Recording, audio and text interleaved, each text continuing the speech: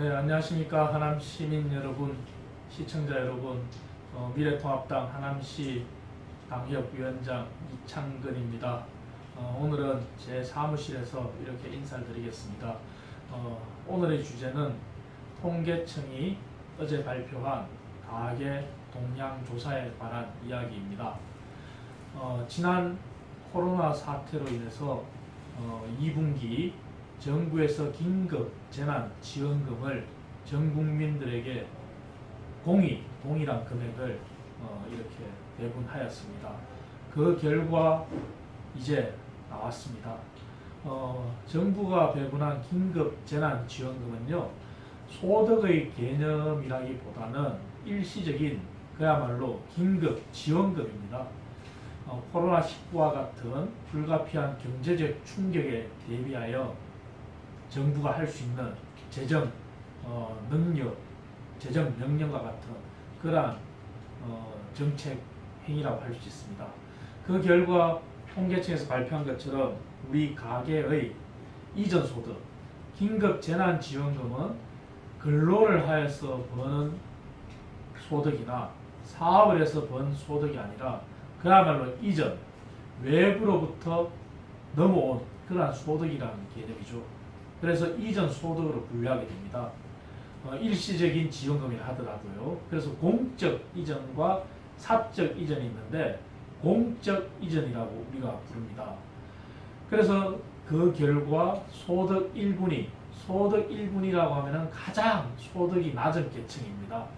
쉽게 말해서 못 사는 계층입니다. 그리고 가장 소득이 높은 5분위, 공이 100만 원씩 배분을 받았기 때문에 모든 분위의 이전 소득은 그야말로 숫자 그대로 늘어났습니다. 통계가 말해주고 있는데요. 1분위의 이전 소득은 전년 동기 대비해서 44.9%, 공적 이전과 사적 이전으로 나눠보면은 긴급 재난지원금이 포함된 공적 이전은 70.1%가 증가했습니다. 하지만 1분위 계층의 사적 이전은 17.4% 감소했습니다.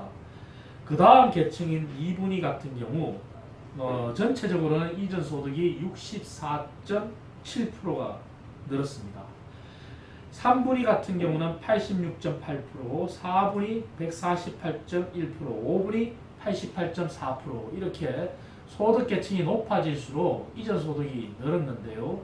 그 결과는 사적 이전이 소득이 높은 계층일수록 사적 이전도 많았다는 겁니다. 즉 정부와 같은 그런 공공에서 주는 이전 소득 외에 개인의 어떤 경제 행위, 활동 그런 걸로 인해서 받은 사적 이전이 많았기 때문에 소득이 높은 계층일수록 이전 소득이 높았습니다.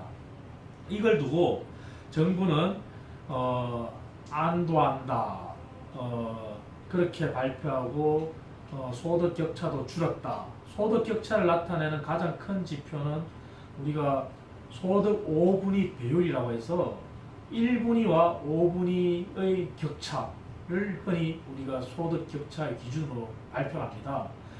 역시 이전 소득이 들어왔기 때문에 소득 격차가 전년 동기 비교해서 주는 것은 당연한 결과입니다.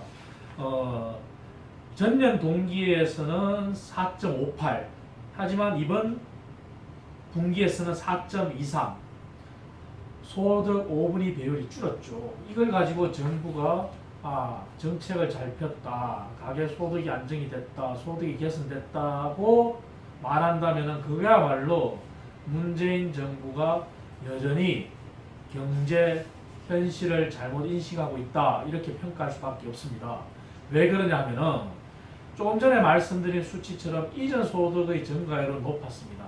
하지만 소득 분위별로 우리 소득이라고 하는 것은 장기 지속적으로 안정적으로 매월 일정 금액이 들어와야 하는 겁니다. 그게 바로 근로소득이고 사업소득입니다. 그 내역을 들여다보면은 과연 문재인 정부가 경제가 잘 되고 있다, 소득 여건이 개선됐다, 가계의 가처분 소득이 개선됐다, 그래서 우리 경제가 그나마 잘 버티고 있다, 선방했다, 기적이다 이런 얘기를 할 수 있을지 의문입니다. 실제로 1분위 같은 경우는 근로소득이 18% 감소했습니다. 사업소득은 15.9% 감소했습니다. 그 다음 못 사는 계층인 2분위 같은 경우 근로소득이 12.8% 감소했습니다. 사업소득은 11% 늘었습니다. 3분위 같은 경우 근로소득은 4.3% 감소했습니다. 사업소득은 8.2% 감소했습니다. 4분위 같은 경우도 근로소득은 2.9%, 사업소득은 10.2% 감소했습니다. 가장 잘 사는 계층인 5분위 역시도 근로소득은 4%, 사업소득은 2.4% 마이너스를 기록했습니다. 자, 이렇게 볼 때 모든 분위의 근로소득은 다 감소했습니다. 그나마 가장 못 사는 계층인 1분위의 감소폭이 가장 컸습니다. 사업소득 같은 경우도 2분위를 빼고는 모든 계층의 사업소득이 감소했는데 역시 가장 못 사는 1분위의 사업소득이 가장 많은 폭으로 하락하였습니다. 이게 무엇을 말하는 걸까요? 우리 경제가 이 펀더멘탈이 기초 체력이 그만큼 코로나19와 같은 외부 충격에 많이 취약해졌다는 것을 말해주고 있습니다. 정부는 이걸 알아야 될 겁니다. 재난지원금, 긴급재난지원금은 1분위 같은 경우 한 달에 전체 소득이 약 177만 7천 원입니다. 하지만 정부로부터 일시적으로 긴급하게 지원받은 금액이 전체 소득의 절반을 넘는다는 얘기입니다. 다시 말하면은 실제 이들이 이전 소득을 뺐을 때 근로소득자의 경우에는 48만 5천 원에 불과하다는 얘기입니다. 이건 무엇을 얘기할까요? 경제의 체력을 키우고 우리가 코로나19가 다시 재유행하는 이 상황에 정부가 하후 상박이라 그럴까요? 못 사는 계층에 대해서는 정부가 더 보살펴야 될 필요가 있고, 잘 사는 계층은 아까 말씀드린 대로 공적 이전이 아니더라도 사적 이전이 있습니다. 물론 그들도 세금을 내기 때문에 세금을 내는 우리는 어떡하냐, 그런 문제가 있을 수도 있습니다. 그들에 대해서도 긴급재난지원금의 편성이 불필요하다고 말씀드리는 건 아닙니다. 하지만 코로나19가 장기화되고 재유행이 다시 크게 발발한 상황에서 이제 정부의 재정 집행이 어떻게 행해져야지만 우리 경제를 제궤도에 올려놓고 이 침체된 경제 펀더멘탈을 살리고 이들에게 근로소득과 사업소득의 큰 폭의 감소가 없이 버틸 수 있는 체력을, 버틸 수 있는 시간을 벌어주느냐 하는 그런 고민을 해야 된다는 걸 말씀드리는 겁니다.